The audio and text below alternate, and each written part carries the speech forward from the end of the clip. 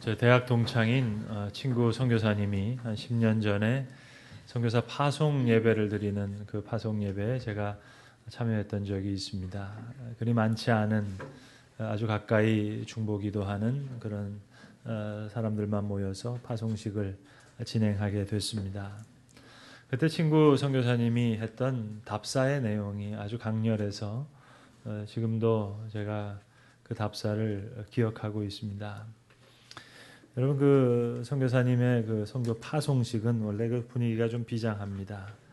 목사님, 그 선교사님의 가정에 두 아이가 있는데 지금은 다 장성했습니다만 그때는 학교에 들어가기 전이었습니다. 그러니까 파송 예배니까 그 엄마 아빠와 함께 요 앞자리에 앉아서 몸을 이렇게 비비꼬면서 그래서 잘 버틸 대로 버텼어요.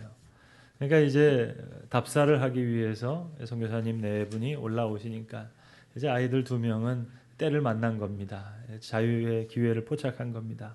그래서 막 이제 그 선교단체 사무실에서 파송식을 드렸는데 아이들이 막 돌아다니는 거예요. 뒤에 뛰어다니는 겁니다.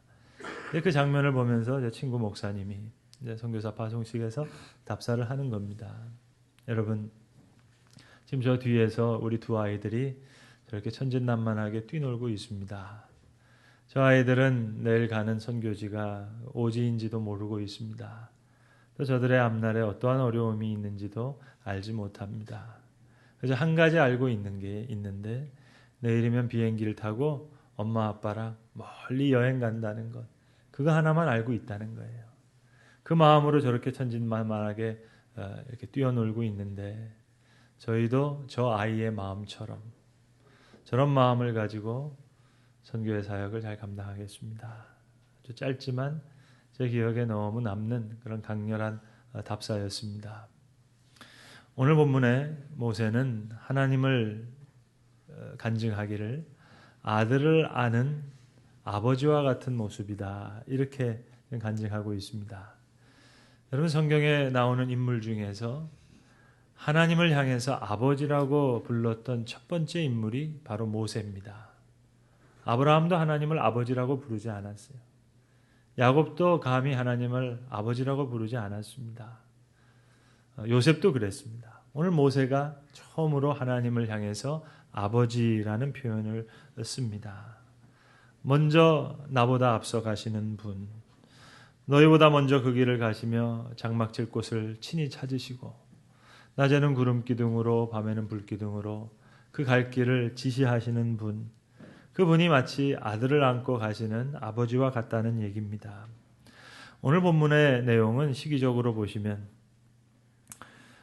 이스라엘 백성들이 출애굽한 후에 한 1년이 지나서 그러니까 모세의 나이로 환산하자면 모세의 나이 한 81세 때 가데스 바네아의 사람들이 모여서 12명의 정탐꾼을 가나안 족속을 향해 올려보냈을 때 그때 해주었던 말씀을 오늘 다시 반복하고 있는 겁니다. 근데 모세는 이 동일한 아버지라는 표현을 그의 나이로 환산하면 120세 때 신명기 32장에 보시면 이제 임종을 앞두고 그가 마지막 유언과 같은 설교를 다시 할 때도 이스라엘 백성들에게 이렇게 얘기합니다. 너희에게 하나님이 누구시냐? 너희를 지으신 아버지가 아니냐? 분명하게 신명기 32장에서 하나님을 아버지로 다시 소개하고 있습니다. 출애굽 1세대가 다 광야에서 죽고 이제 가나안 땅을 앞에 마주보고 있는 출애굽 2세대를 향해서 반복해서 해주시는 말씀입니다. 하나님이 누구냐는 거죠. 하나님은 너희를 지으신 아버지라는 겁니다. 여러분, 신명기라고 하는 이 성경책 자체가 그 뜻이 복습이라는 말이에요. Deuteronomy, 두 번째 명령을 다시 한번 전하는 반복과 같은 말씀입니다. 반복해서 들려주는 말씀이 동일합니다. 81세 때 출애굽을 한 후에 직후해 주시는 말씀도 아버지와 같은 하나님이다. 그가 임종을 앞두고 120세에 주는 말씀도 아버지와 같은 하나님을 소개하고 있습니다. 모름지기 모세에게 간증을 시키면 모세는 그렇게 간증했던 것 같아요. 하나님은 나보다 먼저 늘 행하셨던 하나님입니다. 그분이 나에게는 아버지와 같은 분이었습니다.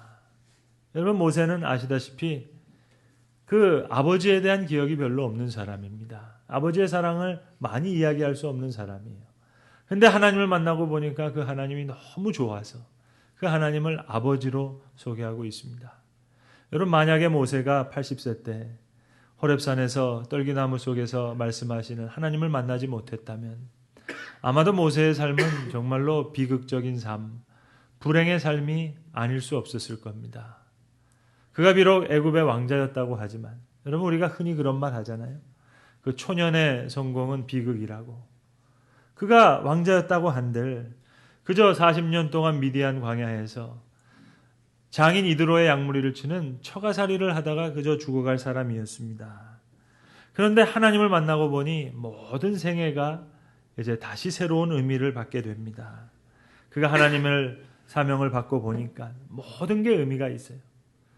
바로의 딸에 의해서 바로의 왕궁에서 크면서 물론 많은 혜택을 누렸겠습니다만 또 어려움도 있었겠죠. 그러나 그것도 잊혀진 시간이 아니었어요. 오늘 하나님의 역사를 위해서 꼭 필요한 시간이었습니다. 미디안 광야에서 40년간 처가살이 한 것도 이제 출애굽한 백성들을 40년 동안 광야에서 지금 인도하기 위해서 하나님께서 앞서 행하신 거예요. 정말로 먼저 가신 것입니다. 늘 먼저 가셨어요.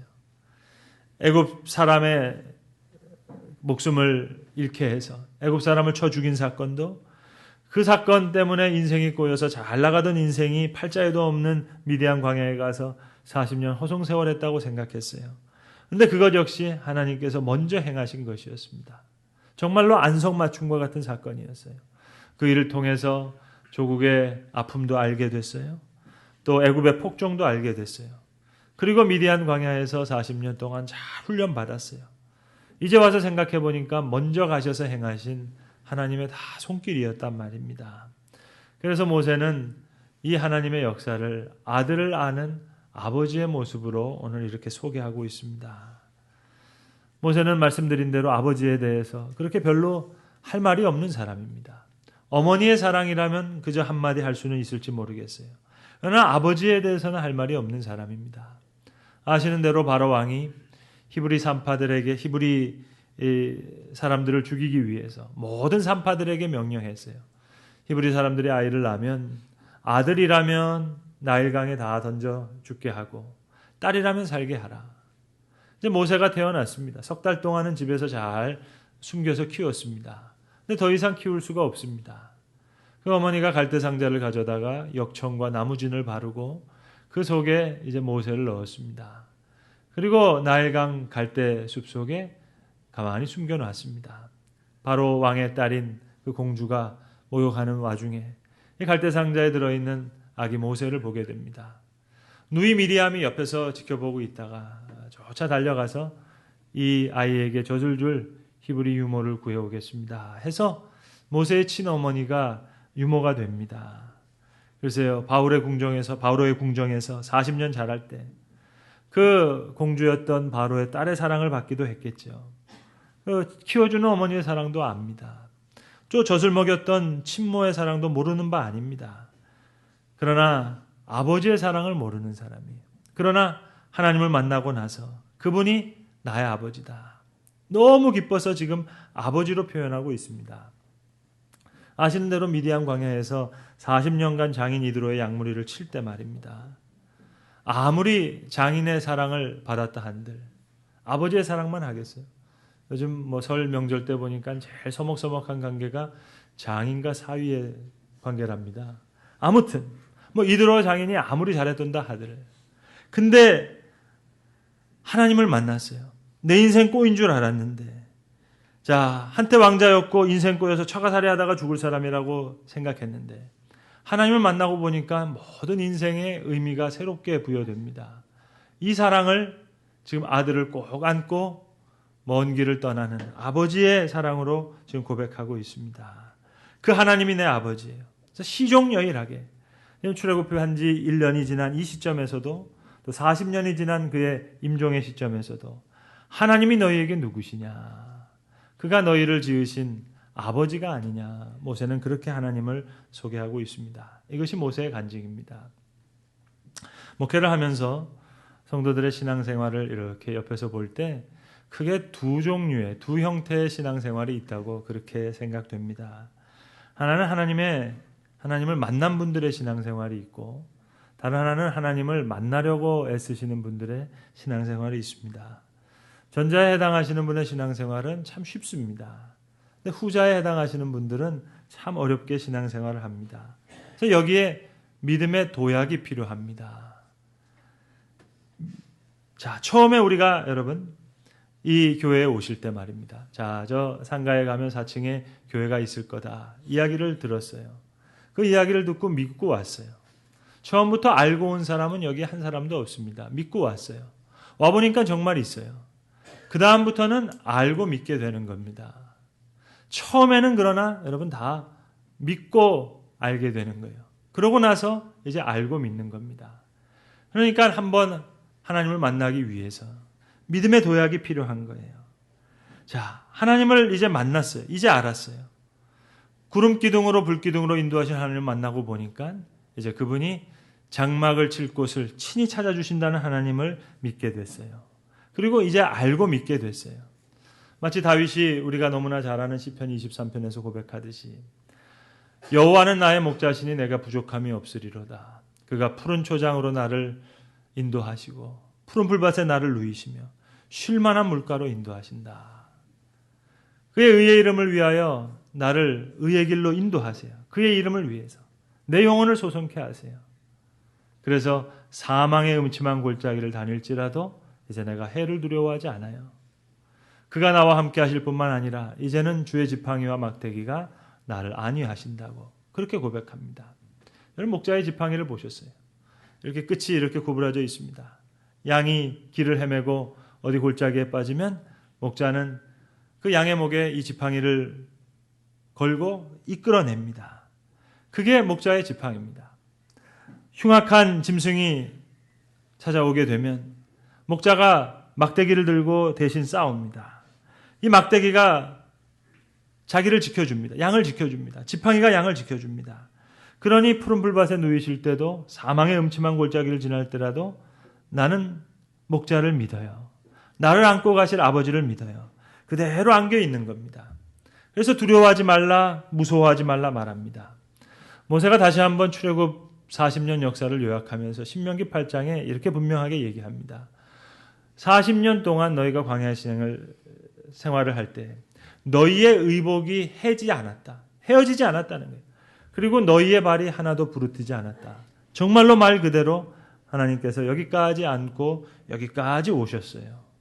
자, 그런데 여러분, 뭐가 문제입니까? 문제가 뭡니까? 먼저 가시는 하나님이에요. 그리고 아들을 안고 가시는 아버지와 같은 분이세요. 그런데 왜 우리는 그 충만함을 느끼지 못합니까? 문제는 현실이라는 미지의 세계가 앞에 있어요. 자, 이 미지의 세계를 놓을 때 어린아이와 같이 몸이 움직이면 좋겠는데 머리가 어린아이와 같이 움직이지 않습니다. 몸이 돌아가는 것이 아니라 머리가 돌아가요. 세르반테스가 쓴 돈키호테라는 작품 여러분 잘 아실 겁니다. 돈키호테는 아시는 대로 원래 기사가 아니었어요. 근데 기사처럼 뭐 사람들한테 그 우스꽝스러운 이야기를 들으면서도 여러 가지 모험을 감행합니다.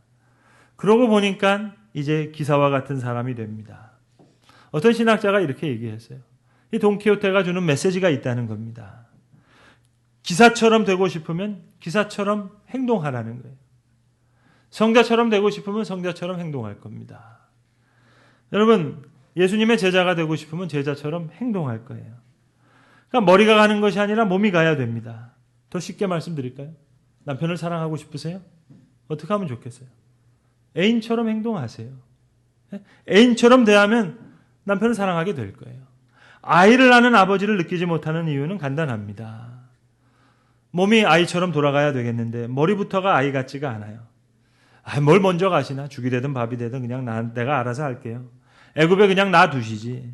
뭐 법석을 떨면서 고기 가마니에서 먹던 고기 그거 괜찮았는데 자꾸만 머리가 어린아이가 아니에요. 자꾸만 다른 생각을 하게 됩니다. 우리는 종종 주님을 향해서 선한 목자가 되어달라고 그렇게 간구할 때가 있어요. 여러분, 하나님은 이미 선한 목자예요. 선한 양만 되면 됩니다. 근데 문제는 여기 있어요. 자, 안악자손이 앞에 있어요. 사실 지금 안악자손이 이스라엘 향해서 쳐들어오는 게 아닙니다. 가나안 족속들이 지금 전쟁을 일으킨 것도 아니에요. 근데 문제는 하나님의 그 깊은 지혜, 사랑 다 깨닫지 못하던 10명의 정탐꾼의 말을 들었어요. 하나님을 모르고 또 하나님을 알지도 못하는, 믿지도 못하는 10 정탐꾼의 말을 믿었어요. 지금 미지라고 하는 이런 현실의 세계를 놓고 보니까 그 말이 다 맞거든요. 안악 자손은 장대하다. 틀린 말 아니에요. 그들은 거인과 같고 우리가 거기가 비주면 메뚜기와 같다. 그것도 좀 과장되긴 하지만 틀린 얘기 아니에요. 저쪽은 성곽이 있고 여기는 아무 무기도 없어요. 그들의 성읍들은 크다. 그 얘기도 맞아요. 성곽들은 하늘에까지 닿았다. 조금 과장되지만 그 얘기도 그리 틀린 얘기는 아닙니다. 거기까지가 다 좋아요. 그러나 여러분, 이 현실 속에 하나님의 깊은 지혜도 있고 사랑도 있고 또 경륜과 섭리가 있다는 것, 거기까지는 알지 못했어요. 그것이 다 사실이라 하더라도 이제 하나님이 행하실 수 있는 방법은 여러 가지입니다. 하나님께서 가나안 족속들의 마음에 두려움을 줄 수도 있어요. 그렇잖아요. 무기 하나 없는 이스라엘 민족들이 어떻게 애굽 족속을 이겼냐는 거죠. 애굽 군대들이 따라오면서 다 수장됐습니다. 얼마나 그들이 두렵고 떨렸겠어요. 가나안 족속들이 오히려. 하나님이 하실 수 있는 방법은 여러 가지가 있어요. 그런데 현실이라고 하는 미지의 세계를 앞에 놓고 여기에 깊은 하나님의 사랑도 있고 지혜도 있고 이제 앞으로 행하실 역사의 섭리도 있는데 거기다 딱 결론을 내고 자, 성곽이 크다. 저 성읍이 하늘까지 닿았다. 그리고는 고로 애굽으로 돌아가자. 바로 여기에 문제가 있습니다. 여러분, 예수님도 얘기하셨죠. 내가 너희를 위하여 거처를 예비하러 가노니 가서 너희를 위하여 거처를 예비하면 내가 다시 와서 너희를 내게로 영접하여 나 있는 곳에 너희도 있게 하리라. 정말로 어린아이처럼 약속을 받으면 정말로 기쁜 마음이 되겠는데 그런데 우리가 아기 같지 않거든요. 무슨 거처를 예비하신다. 늘 거창한 수준의 약속을 주시는데 우리가 지금 필요한 건 전세금 그 올린 것 그거 좀 어떻게 해결해 줬으면 좋겠는데 머리가 그쪽으로 돌아요. 여러분. 하나님은 늘 약속을 주시는데 우리한테 필요한 거는 그게 아니에요. 여러분 솔직하게 얘기해 봅시다. 이렇게 같이 있을 때 좀 솔직하는 게 좋습니다. 혼자 있으면 괜히 무서워요. 아니 하나님 정말로 우리에게 정말 팍팍 밀어주셨어요. 여러분. 내가 세상 끝날까지 항상 너희와 함께 있으리라. 그런 거 말고 좀 우리 아이 대학이나 좀 잘 가게 해주시지. 그러니까 믿음이라는 것은 약속을 그대로 아이처럼 받아야 되는데 이게 돌아가지 않는 겁니다. 여러분 우리뿐만 아니에요. 아브라함도 그랬어요. 하나님께서 75세에 그를 부르시면서 약속의 수준은 어마어마해요. 하늘의 별처럼 바다의 모래처럼. 아니 25년 동안 연년생으로 죽도록 나도 30명도 못 낳겠어요. 근데 아들 하나 주지 않아요. 그러면서 하시는 말씀 또 약속을 갖고 오세요. 우리가 필요한 건 현찰인데 나는 너에게 큰 상급이니라. 그러니까 아브라함도 별로 은혜를 받지 못해요. 아니 그저 엘리에셀 하나 양자 삼아서 그렇게 하려고 합니다. 그러니까 아브라함도 아이와 같은 마음이 없어요. 그러니까 약속을 받아 누리지 못합니다. 그러나 내년에 사라에게서 네가 아들을 낳으리라. 아브라함이 다시 어린아이와 같이 믿음을 갖고 그리고 사라와 함께 침소에 듭니다. 어린아이와 같은 그 마음에 하나님의 약속이 임합니다. 여러분 오늘 신명기 1장의 나머지 부분이 그것입니다. 다시 복습하는 얘기예요. 출애굽 2세대를 향해서 얘기합니다. 너희의 부모 세대 1세대들이 다 죽었다는 거예요. 그러면서 39절에 아주 기가 막힌 얘기를 해요. 너희의 아버지들이 부모들이 이렇게 얘기했다는 거예요. 하나님 우리한테 무기가 없으면 어떻게 할 겁니까? 아멜렉을 치러 무기를 가지고 올라갈 때 하나님 그렇게 하지 말라 그랬어요. 너희가 아무리 울어도 내가 듣지 않겠다 하시면서 하신 말씀입니다. 너희 부모들이 그랬다는 거예요. 하나님 이렇게 준비 없이 우리가 싸움을 하면 우리의 새끼들 지금 선악을 구별할 수 없는 아무것도 알지 못하는 이 아이들이 우리의 적에게 사로잡혀 갈 것입니다. 이 얘기를 들어서 얘기하는 거예요. 자, 너희가 적에게 사로잡혀 갈 것이라고 하는 그 어린아이들은 살게 할 것이고 선악을 분별하지 못하는 너희 아들, 딸은 가나안 땅에 들어갈 것이고 너희가 뭘 안다고 성읍이 크고 성곽이 하늘에 닿았고 얘기하는 너희들 너희는 광야에서 다 죽을 거라는 거죠. 내가 사로잡혀갈 것이라고 이야기했던 그 어린아이들, 너희가 선악을 구별하지 못하는 이 어린아이들 어떻게 하면 좋습니까? 했던 그 아이들은 살고 너희는 죽을 것이다. 이제 이 세대를 향해서 이것을 복습시키는 거예요. 고로 너희들 너희의 부모 세대를 닮지 말고 아버지 품에 안긴 아이처럼 그렇게 가나안 땅에 들어가라는 겁니다. 여러분, 제가 설교 서두에 말씀드린 저 아주 가까운 그 친구 선교사님 이야기입니다. 이 선교사님이 선교지에 나가셨는데 보통 선교사님들이 한 4년, 5년을 한 텀으로 해서 봉사를 하십니다. 근데 두 텀을 쉬지 않고 하셨어요. 이 미국 선교단체에서는 꼭 4년을 하면 한 6개월 나와서 안식년을 갖고 다시 들어가게 하는데 열심히 봉사하시기 위해서 두 텀을 꼬박 하셨어요. 근데 9년째 되는 해 사모님이 탈이 났어요. 심한 우울증에 걸리셨어요. 이제 선교를 계속할 수 없어 쉼이 필요한 지경이 됐습니다. 사모님이 너무 열심히 거의 완벽주의 같은 그런 마음으로 사역하시다가 탈이 나신 거예요. 작년에 치료를 받기 위해서 이제 한국 병원에서 치료받을 때 이 친구 목사님하고 함께 기도하면서 서로가 많이 울었습니다. 그래서 많이 뉘우쳤어요. 함께 기도하면서 눈물 흘리면서 가졌던 결론은 뭐였는가 하니 하나님 앞에 우리가 어린아이 같이 되지 못했다. 답사할 때 그 마음처럼 저 어린아이처럼 그저 천진난만하게 그런 기쁜 마음으로 주님 따라가겠습니다 했는데 어느 사이에 우리가 하나님 앞에 너무 까불었어요. 그러면서 40대 중년 두 남자가 막 웁니다. 야, 저 하나님 대단하세요. 남자를 울리더라고요. 여러분, 오늘 이거는 19금이 아니라 40금 얘기예요. 40금. 여러분, 어디까지 회개했는지 알으세요? 뭐 이런저런 얘기하다 보니까 개척하고 나서 흰머리 난 것까지 회개가 되더라고요. 내가 너무 까불었지. 여러분, 하나님이 우리의 앞서 행하세요. 울면서 기도하고 났더니요, 마음이 편안해지는 거예요. 아기 같은 마음이 생기는 거예요. 유명한 기독교 작가인 필립 얀시가 이런 말을 했습니다. 우리의 인생이 처음에는 하나님과 산책을 나간 인생과 같다는 거예요. 그런데 곧 이어서 준비되지 않은 채 마라톤을 뛰는 것 같은 것이 인생이라고 필립 얀시가 그렇게 얘기를 했습니다. 여러분, 우리의 인생 준비되지 않은 것 같은데 마라톤을 뛰어야 되는 것 같은 인생을 살아요. 그러니 아버지의 품에 안긴 아기가 아니고서는 준비되지 않는 이 마라톤 같은 인생을 살 수가 없어요.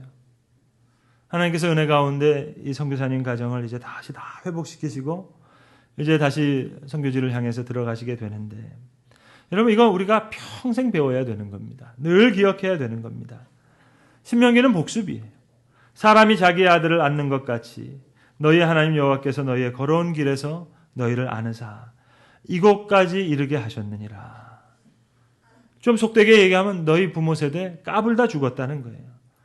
우리 아이들 다 사로잡혀 갈 것인데요, 그렇게 얘기한 너희의 후대들은 살았다는 거예요. 그러 이 말을 평생 배우라는 겁니다. 여러분, 우리도 이 말씀을 평생 배워야 되겠습니다. 아시는 대로 이제 이스라엘 백성들이 출애굽 2세대가 가나안 땅에 들어갑니다. 여리고성에 들어가기에 앞서서 길갈에서 할례를 받아요. 모든 장정이 할례를 받습니다. 힘을 쓸 수가 없죠. 엉거주춤해서 여리고성을 돕니다.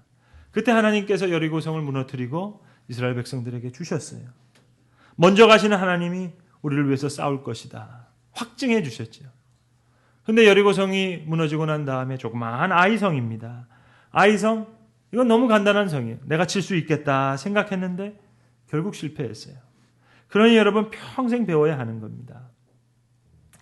지난 설날 아침에도 병원에 입원해 계신 권사님을 뵀어요. 중환자실에 오래 계시다가 이제 일반 병동으로 내려오셨는데 기력이 없으세요. 여러 가지 부정적인 이야기를 많이 들었습니다. 그때 목사로서 참 마음이 안타까워요. 뭐 능력이 없어요. 예수님처럼 달리다 쿰 해서 뭔가 일으키시고 싶은데 그게 없어요. 마음이 답답하죠. 하나님 원하시는 게 뭡니까? 생각할 때 들려주시는 마음이 그거예요. 아이처럼 하나님께서 아버지가 되셔서 아기를 안듯이 우리를 품어주신다면 하나님께서는 오히려 우리에게 무능해 보일지는 모르지만 그러한 마음을 원하시는지 모르겠어요. 병에 걸려도 하나님 나를 안고 계신다. 세상에 어려운 일을 겪는다라도 물질의 어려움을 겪더라도 하나님이 나와 함께 계신다. 하나님 나를 안고 계신다. 여러분, 세상에 내가 먼저 태어난 게 아닙니다. 하나님 뜻이 먼저 계셨고 하나님 사랑이 먼저 계셨고 그리고 우리가 있어요. 그리고 우리는 여러분 망해도 성공이고 죽어도 천당이에요. 사망의 음침한 골짜기를 다닐지라도 해를 두려워하지 않을 것은 주의 막대기와 지팡이가 나를 안위하시나이다.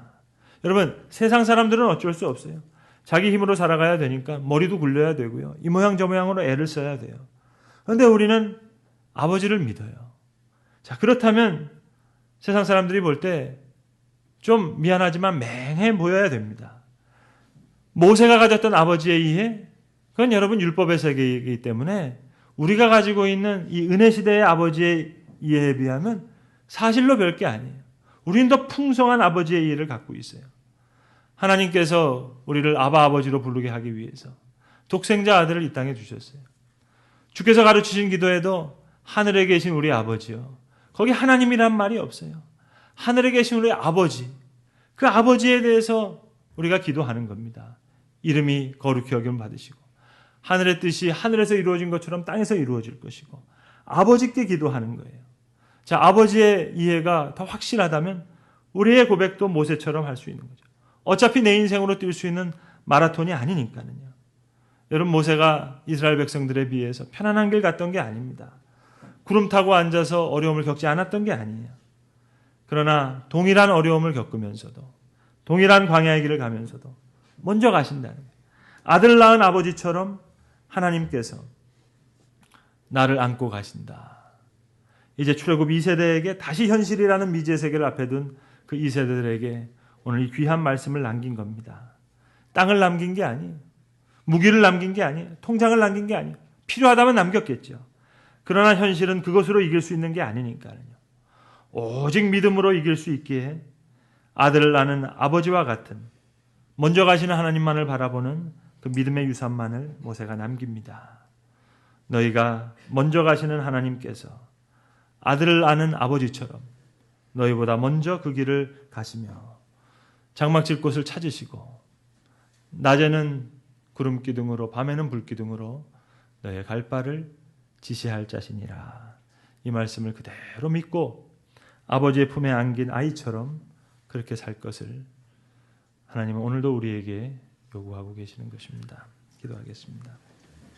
아버지 하나님, 항상 우리와 앞서 행하시고 오늘도 아들을 안고 품에 품으시는 아버지처럼 우리의 길을 인도하시는 하나님을 찬양합니다. 주님, 오늘도 하나님께서 친히 장막질 곳을 찾으신다 하셨고 밤에는 불기둥으로 낮에는 구름기둥으로 우리의 갈 길을 지시하신다 하셨사오매 이 말씀을 그대로 믿고 주님 아버지의 품에 안긴 주의 자녀처럼 그렇게 믿음의 장성한 분량에까지 바로 서고 자랄 수 있도록 우리 마음을 주님 감동하여 주시옵소서. 우리 주 예수 그리스도의 이름으로 기도합니다. 아멘.